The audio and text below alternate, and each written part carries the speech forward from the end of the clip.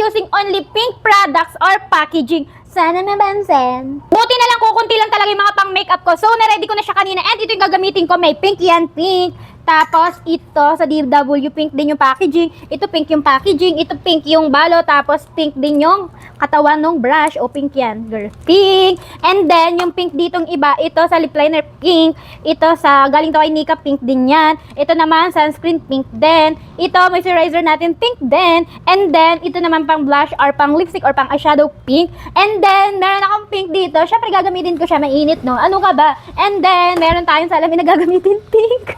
And, pansinin niyo yung suot ko. Anong kulay? Pink yan, te! Pink! Tapos, pink! Pink yan! Kulang na lang talaga ako yung maging pink. And then, tingnan yung bracelet ko. Bakit ko siya suot? Kasi meron siyang pink.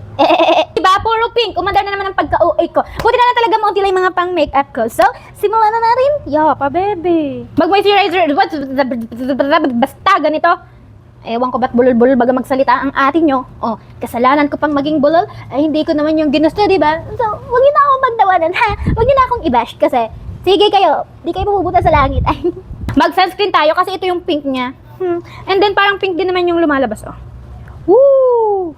Oh, yan, lagay tayong sunscreen kasi hindi pwedeng walang sunscreen, no? Ano, pero dati hindi talaga ako matuto, hindi ako maala maglagay ng sunscreen kasi wala akong pakay sa sarili ko. Maganda tong sunscreen na to kasi nga, napaka-basic niya lang i-blend like that and then walang white cast na naiwan yan. Ang maganda pa dito sa sunscreen na to, as in, protektado ka talaga sa araw kasi meron siyang SPF 30 PA+++++. Sana inaintindihan nyo, no? Yan. And ang ganda din dito kasi parang wag ka na mag-foundation, te, kasi ang ganda ng lapat ng sunscreen, no? Oh, plakado-plakado agad ang mukha ko. Kasi, maganda ako. Powder contour tayo, o pink, ang packaging. So, yan. Ito na lang gamitin natin. Kasi wala naman akong ibang pink yan. Feeling ko nga itong eye good ko yung magagamit natin sa lahat. Kasi foundation dito na rin. Kasi wala naman akong pink na foundation. O, di ba?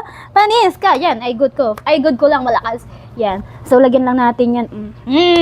Yung ilong natin, huwag natin pababayaan. Kasi sa mga panahon ngayon, kailangan na muna natin matutong ayusin yan. Kasi, dapang-dapa naman yung ilong ko, te.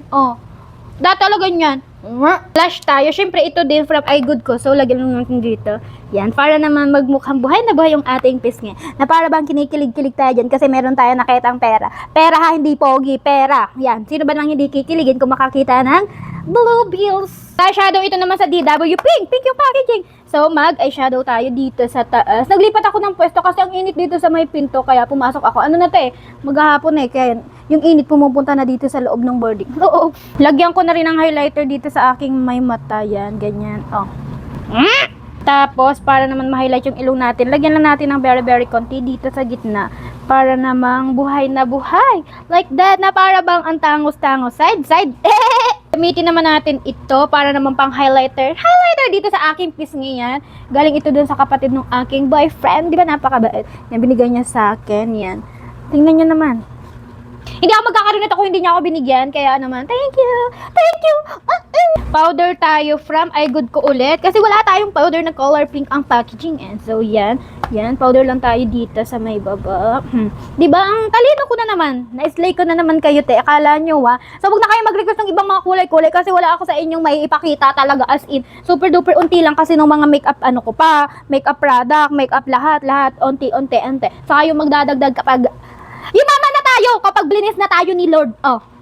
Mag-eyeliner pa ba tayo? So, maglagay nga tayo kasi hindi pa ako as in natututo maglagay nito. Lagyan ko na lang dyan, Pwede na yan, te. Kawasa. So, aayusin ko na lang off-cam. Okay, balikan ko kayo. Hirap pag di talaga maalam. Tingnan nyo naman, Hayaan na natin, mape-perfect ko pa pagdating ng panahon. Pagdating ng panahon. Bigay na bigay. Sa lipstick naman, ito na yung gagamitin natin kasi ito yung 3-in-1 na talaga naman kahit saan mo siya dalhin, pwede. Red yung laman niya. Pero alam nyo ba, kapag pinapahin na siya or napapahin na siya, color pink siya, nagiging pink siya, girl. Yan. So, bablan lang natin, ha. Ito na lang gayitin ka, itang daliri ka. Okay na kaya yan? Huwag na dito sa taas. Na naman. Makakalimutin talaga ang babae. Di ako nakapag-lip liner. Pink kasi siya. So, lagyan na lang natin dito sa ibabaw para naman medyo may hugis yung ating labi. Yan, dito na lang. And then, dyan. At least, nilagay ka rin, di ha? Para matapos ng challenge na to, mag-setting spray na tayo. Color pink. Di ba? Ang galing. So,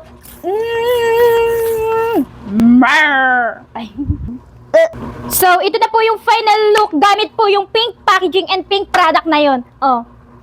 Aminin, para namang may nagbago. Super duper unti lang naman. Dating pangit pero ngayon medyo pangit na lang. Ay. So yun lang naman mga te. Kung gusto nyo pa akong pumangit lalo, mag-comment lang kayo dyan at di ko kayo susukuan. Uragon nga ni.